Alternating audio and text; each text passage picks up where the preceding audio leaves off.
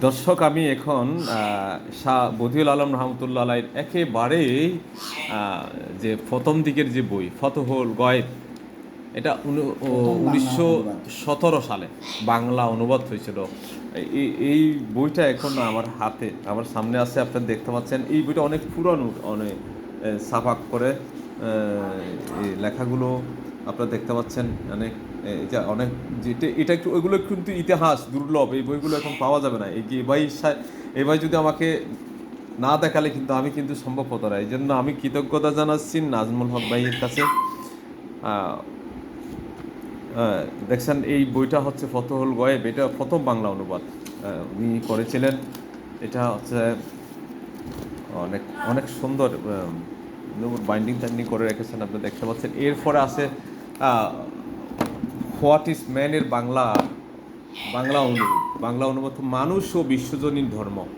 এটা হচ্ছে শাহ ফদিল আলম রহমতুল্লাহ লিখিত একটি বই।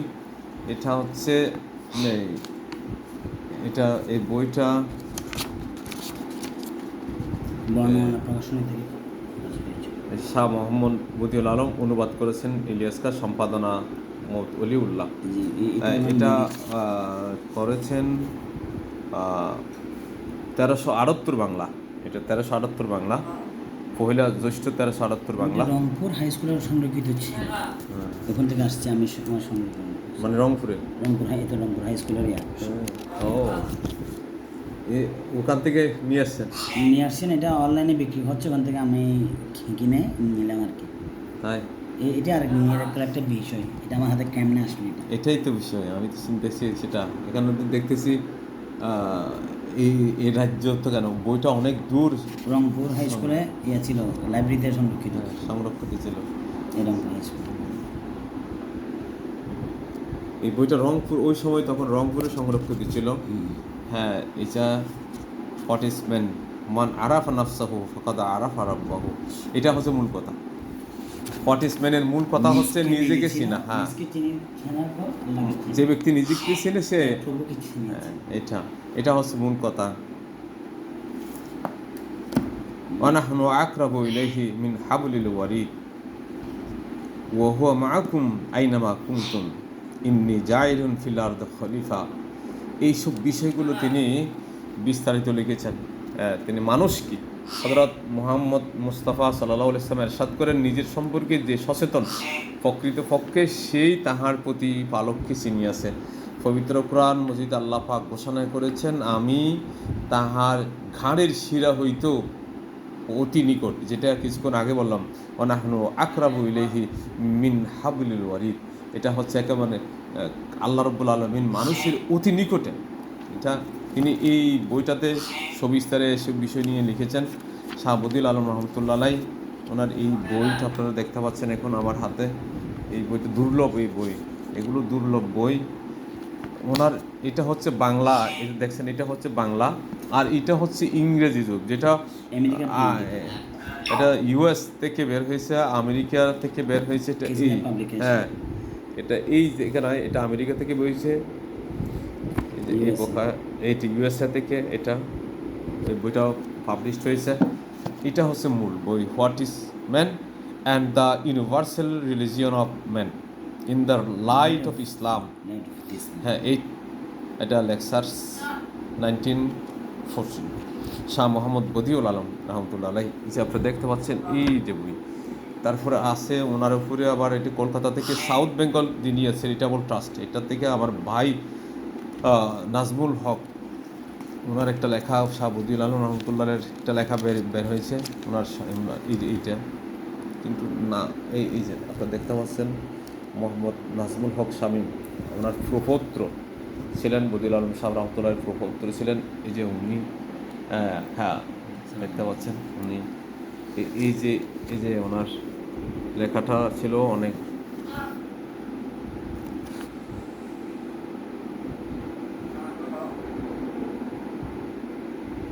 আচ্ছা, একটা মজার ব্যাপার হচ্ছে, বিখ্যাত নবীনচন্দ্র কবি, ভারতবর্ষের বিখ্যাত কবি নবীনচন্দ্র সেন, তা শাহ বদিউল আলম রহমতুল্লাহ এর সাথে উনি যে অসাম্প্রদায়িক ছিলেন, শাহ বদিউল আলম রহমতুল্লাহ অসাম্প্রদায়িক ব্যক্তি ছিলেন তারও প্রমাণ। তিনি একজন বিখ্যাত কবি নবীনচন্দ্র সেন, সাথে তার ছিল, সম্পর্ক ছিল, নিবিড় সম্পর্ক ছিল। তাকে এই জন্য নবীনচন্দ্র সেন ফাগলা ডাকতো। কিন্তু তাকে চাকরি না ছাড়ার জন্য অনেক চেষ্টা করেছিলেন, কিন্তু তারপরে তিনি মানে ইংরেজের গোলামি করবেন না, এই কারণে তিনি চাকরি ছেড়ে দিয়েছেন। তো ওনার বাবা খান বাহাদুর আনোয়ার আলী খান রহমতুল্লাহ আলাই ইন্তিকালের পর রবীন্দ্রচন্দ্র সেন একটি চিঠি লিখেন তার পিতার বাবা তার ইন্তিকালের সংবাদ পেয়ে তার নিকট। তিনি লিখেছিলেন, my dear Fagla, you should thank God that your revealed father has joined his creator in the fullness of time, completing a successful career, rebuilt of a life which has no more any charm for him. তো এটা হচ্ছে নবীনচন্দ্র সেন চিঠি লিখেছিলেন deer ফাগলা বলে। এবং দেখেন শাহ বুদিউল আলম আব্দুল্লাহ আলী কতটুকু তিনি ভালোবাসতেন। তো এটা হলো তিনি লিখেছিলেন এই বইটা। আর আরেকটা বই আছে এখানে, ভূপালের বেগম সাহেবা, হ্যাঁ, ওনার ইজ্জতনগর উচ্চ বিদ্যালয় প্রতিষ্ঠার অর্থ আনুকূল্যে, যাদের অর্থ আনুকূল্যে ছিলেন এটা হলো ভূপালের রানী। আরেকজন ছিলেন ভূপালের রানী ছিলেন ইজ্জতনগরের এই উচ্চ বিদ্যালয়টা। আচ্ছা, ইজ্জতনগর উচ্চ বিদ্যালয়টা এখন কোন জায়গায় এটা ছিল? এটা পরবর্তীতে এজাহারুল হকে রূপান্তরিত হয়েছে। এজাহারুল হক বর্তমান মানে যেটা 1905 সালে প্রতিষ্ঠিত করেন ইজ্জতনগর হাই স্কুল। এটা হচ্ছে ইংরেজি ধর্মীয় শিক্ষা দুটি ছিল বাধ্যতামূলক। তো এখানে ঘটনা হচ্ছে কি, রোববারের পরিবর্তে শুক্রবার এবং সকল ধর্মীয় উৎসবের দিনে স্কুল বন্ধ থাকতো। এটাই ছিল মূল সমস্যা। কেন মানে শুক্রবারে ছিল, মানে রোববারে কেন করা নাই, বন্ধ রাখা নাই। সে কারণে মানে স্থানীয় কুচক্কুরি মহলের চক্রান্তে বাঁশখালী উপজেলার ওই প্রথম উচ্চ বিদ্যালয় সরকারি নির্দেশে বন্ধ হয়ে যায়। তিনি খুব আঘাত পেলেন। এইটা কিন্তু হায়দ্রাবাদের নিজাম ও বুফালের রানীর অর্থানুকূল্যে এটা তিনি এই স্কুলটা প্রতিষ্ঠা করেছিলেন। এই যে দেখেন এখানে একটা ছবি আছে রানীর, এটা রানীর এটা মাথা ছাতার উপর যিনি উনি হচ্ছে রানী, সে রানী মাথার উপর ছাতা ধরছেন উনি।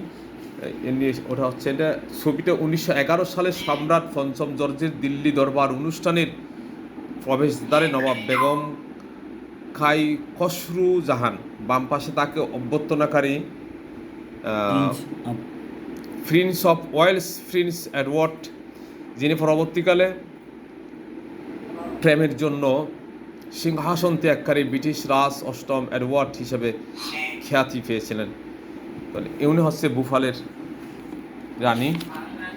তারপরে এখন বর্তমানে যে বিদ্যালয়টা এটা কালীপুরা জাহাল হক উচ্চ বিদ্যালয়ে পরিণত হয়েছে। এটা আপনার যখন ইজ্জতনগর উচ্চ প্রথম ইজ্জতনগর উচ্চ বিদ্যালয় ছিল, এজাহারুল হক আর একরামুল হক, এরা কি আপন ভাই। একরামুল হকের ছিল হ্যাঁ, এটাই চা ওই ঘরের যে ওনার মেয়ে দুই মেয়ে থেকে আপনার ছোট মেয়ে বাহাদুর বিবি, আপনার ওই বাহাদুর বিবি হচ্ছে বদিউল আলম শাহ রহমতুল্লাহ আলাইহির ভাগ্নি। হ্যাঁ, এদিক দিয়ে এই বাহাদুর বিবি হচ্ছে আব্দুল হাই হুজুরের স্ত্রী, সহধর্মিণী ছিলেন। সেই হিসাবে উনি মামা শ্বশুর হয়। কিন্তু একটা বিষয় এসে যখন ওনার বাল্যকালে দেখা হয়েছিল তখনই মামা, তুমি 13 বছর ছিল, আব্দুল হাইয়ের বয়স ছিল 13 বছর, আর শাহ বদিউল আলম রহমতুল্লাহ আলাইহি 16 বছর ছিল। সেটা ছিল কদম মুবারক মসজিদের এখানে তিনি আব্দুল হাই হুজুর থাকতেন। পরবর্তীকালে তিনি কলকাতা চলে যান, কলকাতা আলিয়া মাদ্রাসায় চলে যান। এখান থেকে এসে তিনি বিয়ে করেন। হ্যাঁ, এরপরে কে জানতো যে শাহ বদিউল আলম রহমতুল্লাহ আলাইহি ওই যে বালকটাই যে তাহার কি হইতে ফির, এমন ওই যে বালকটাই একসময় কি হবে তার মামা দেখার উপরে এই গানটা, এই ওনার গীতটা লেখা,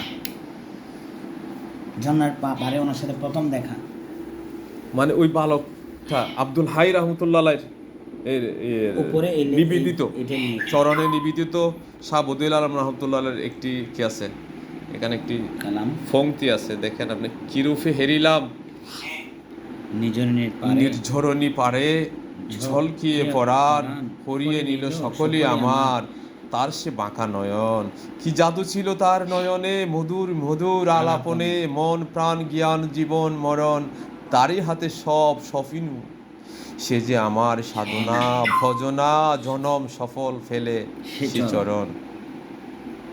তো এইটা হলো আব্দুল হাই রহমতুল্লাহ আলাইয়ের উদ্দেশ্যে নিবেদিত শাহাবুদ্দিন আল রহমতুল্লাহ আলাইয়ের ফংতি ছিল এটা।